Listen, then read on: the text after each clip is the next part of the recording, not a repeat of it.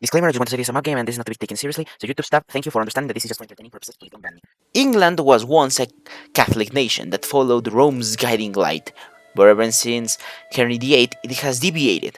So, let's bring back Britain under Rome's guiding light here in Kaiserredux. So to bring Britain under the one true faith, we must first free Britain from the syndicalist rule strangling over it. Because this requires a certain gamer to basically fuck up, let's get straight to the point. Oh look! Mr. Oswald Mosley has won the Congress election, huh? But there are reports of old army leaders that were planning something, so it would be wise to stop them. But like it was stated earlier, Mosley this time fucked up big time, so no, Hobart was not put to rest. Oh, and look, it's already time to bring the totalist revolution to Britain. Of course, declare martial law. What could go wrong? It seems that it did not go as planned. As the same Hobart who was perceived as a threat, it appears that he indeed was a threat, as he has displaced Mosley and now Horner is trying to retake control with some militia. But yeah, as you can imagine, some militiamen are no match for battle-hardened soldiers.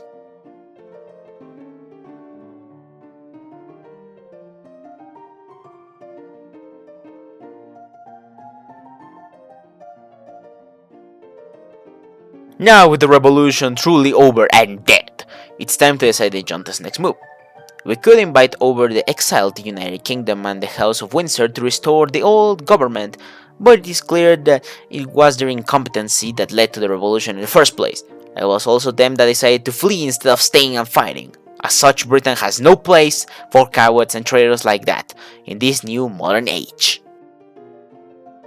Now with our next moves decided, we must consolidate our new position to avoid the syndicalists taking over while the chaos still dominates the Isles.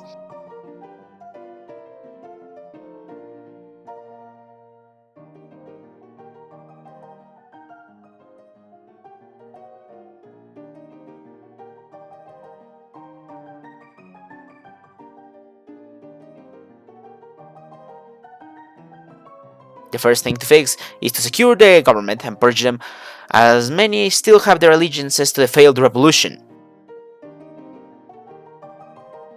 Next, the armed forces will be purged of all syndicalist-aligned personnel, as we can't afford having rats under our noses scheming to bring back the red tide. In an interesting turn of events, Mr. T.E. Lawrence, another military man, has sworn full allegiance to Hobart, and he will serve as an example for other officers to come out of neutrality and join the new regime.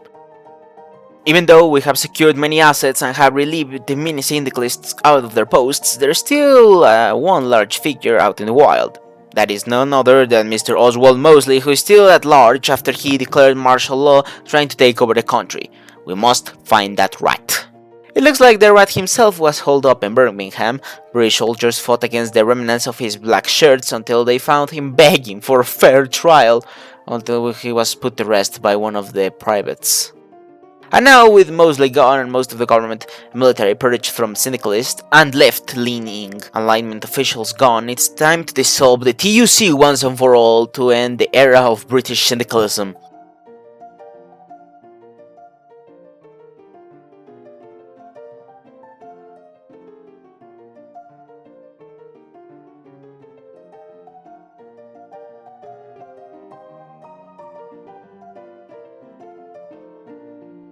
But now, with them gone, it's time to re-invite the true exiles, the ones that will renounce the Windsor traitors as the rulers of the island, as they lost their right to rule this great isle when they left instead of fighting. Also, by this time, Lawrence had actually become a good friend of Hobart, to the point that he even announced that if something happens to Hobart, Lawrence would succeed him as the top man in charge of Britain. Sadly, these plans would never come to fruition, as there are more factions vying for control of the island. So with the return of the true Britons, the ones that renounce their allegiance to the Windsors, it is time to decide who will be our benefactors in all this. We have two choices. We could either work with the moderate socialists with Attlee, or work with the nationalist camp composed of two prominent right-wing groups. Well, the sensible option would be to work with Attlee, they still pose a threat as they are still socialists. As such, we will work with the nationalist group.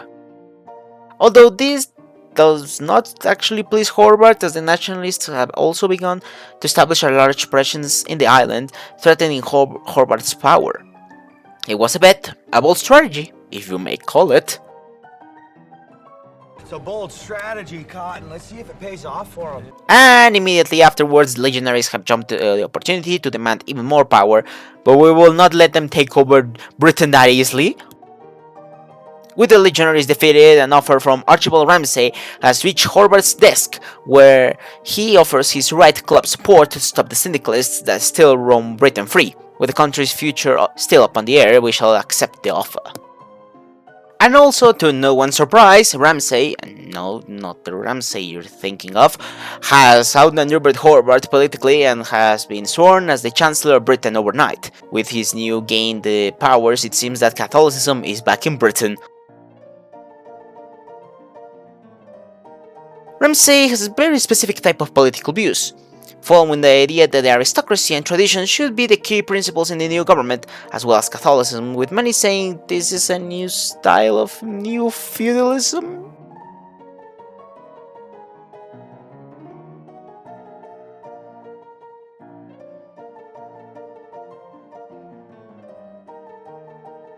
So the first thing is to end all political parties, as they just serve as petty distractors from forming a responsible government for the people.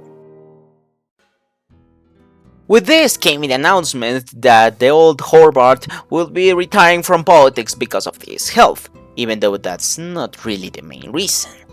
So that leaves Ramsey as the sole leader of Britain with undisputed power.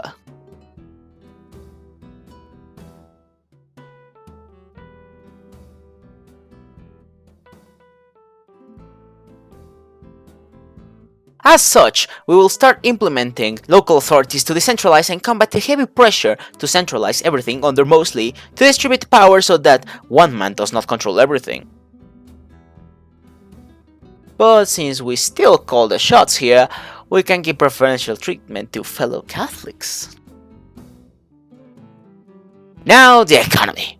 It is clear that both capitalism and syndicalism have failed in their own right, so instead we shall implement a distributist model so that the people control the wealth and not the state or any rich clique.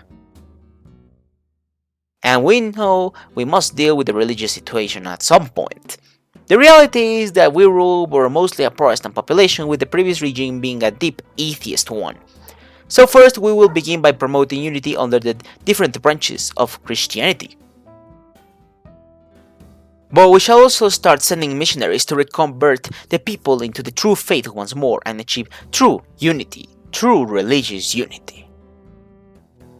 The unions of old were tainted by the red ideology, but leaving the workers of Britain without any protection would be a massive mistake. As such, we shall reorganize the economic situation into different guilds. But before the grand coronation, we shall embrace and revive the legacy of the Cavaliers. Is that how it's pronounced? I don't know, I'll check that later. As the true, righteous men that serve for the British people.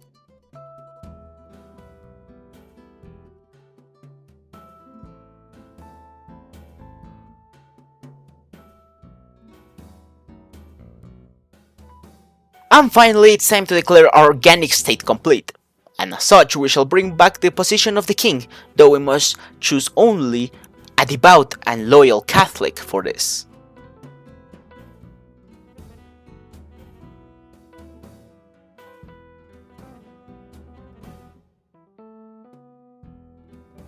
For this momentous occasion, Ramsey has drafted a list of several people to the position of monarch. We could have Ramsey stay in power, but instead of having him be crowned King of Britain, he would take the title of Lord High Chancellor, one which would be passed to his descendants. Lord Protector anyone? Or we could have three other men be coronated as Kings of Great Britain. We could have Karl von Habsburg, a Carlist loyalist. We could have the King of Bavaria, Ruprecht, be crowned as well, although this would seriously be unpopular. Or revive the ancient claim of the Plantagenet to the throne under Richard IV.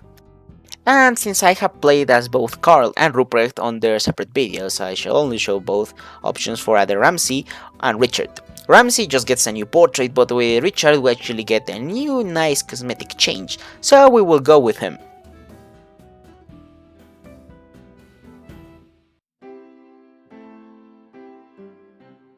With the restoration of a Catholic monarch that's now in charge of the Isle, we shall restore relations with the Roman Catholic Church and send an emissary so that the Lord's guiding light can finally reach Britain once more. But those Protestants won't calm down. They are saying this as if this were a reign of a new Bloody Mary. Well, if they want a new Bloody Mary, we shall give it to them. Ramsey has met with the Pope in Rome, and now we have brought back the Church of England back under papal oversight. This was decried by the traitors and traitors still in Canada, denouncing that the Church of England was separate from Rome, but they don't matter now as England has seen the light once more. Finally, with the economic structure now in place, it's time to decentralize it completely to ensure a new organic state works as intended and truly be a working organ of the state. With all of Ramsey's work done, we can now focus our attention to the international stage and decide Britain's future as a new Catholic kingdom, ready to join our brothers in Christ and spread the Lord's guiding light. It appears as the Canadians are feeling cocky and want to challenge our navy to maritime exercises. Oh, we shall accept the challenge.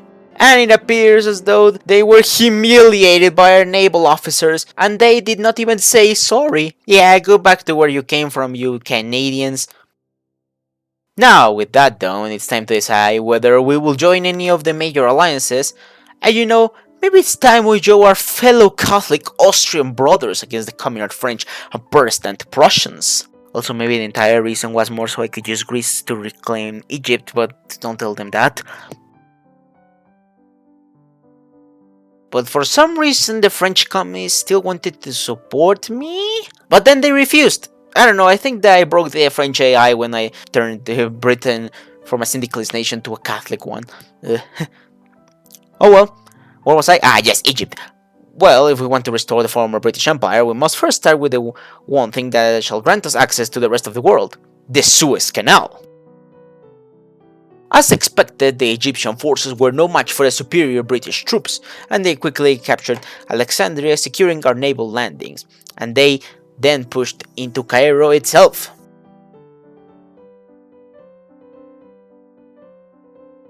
After some trouble with the supply situation, we took Cairo, leaving the Egyptians with only a few remaining victory points until they surrendered.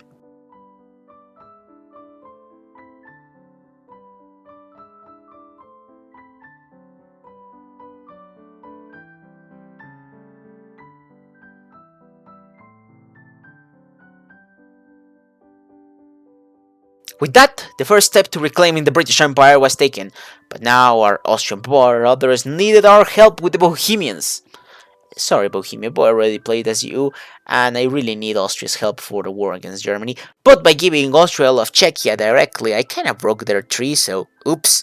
Oh well, the Alsace ultimatum happened, so it was time for, you guessed it folks, time for the Second Weltkrieg.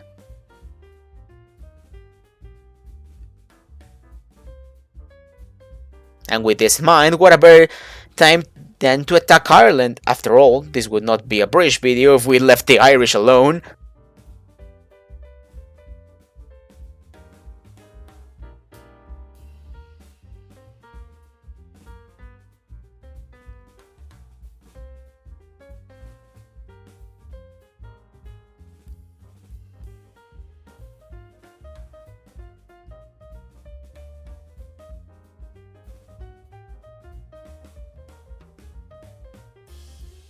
And with the fall of Dublin, the Irish armed forces surrendered. As such, it's time to refocus our efforts elsewhere. But not before those Canadians bastards wanted to join in on the fun. Either way, to break the stalemate on the west and help out my Austrian brothers since they were struggling in the war against those Germans, I decided to launch a naval invasion of Hamburg. But after putting my navy and thinking the waters were secured, some shitty submarines still got my transports even though I had them be on convoy escort. Yeah, I honestly, even after playing like 2,500 hours playing this godforsaken game. I still don't understand the shitty navy.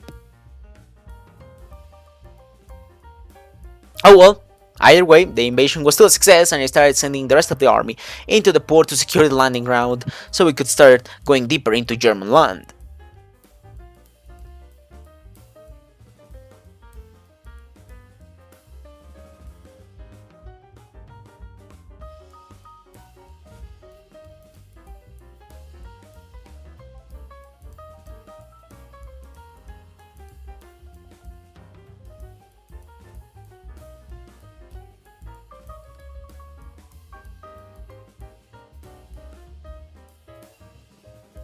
After the northern front was secured, the other army was sent to the Benelux region, where after some time we managed to break the river line and capitulated the Dutch, leaving their road to Germany wide open.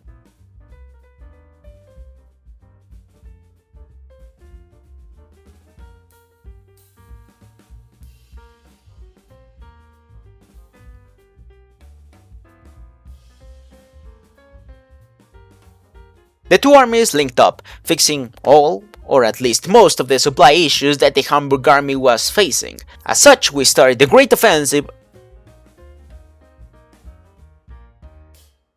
and only then Russia decided to intervene. Yeah, Russia, you're getting jack shit out of this deal.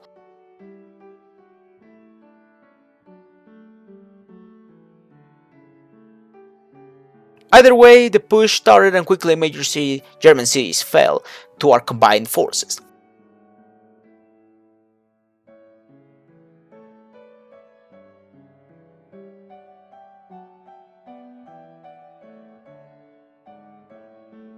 From Essen to Frankfurt to Berlin, all of the western cities fell, and soon Germany collapsed as a whole. Now it was time to divide the spoils of war.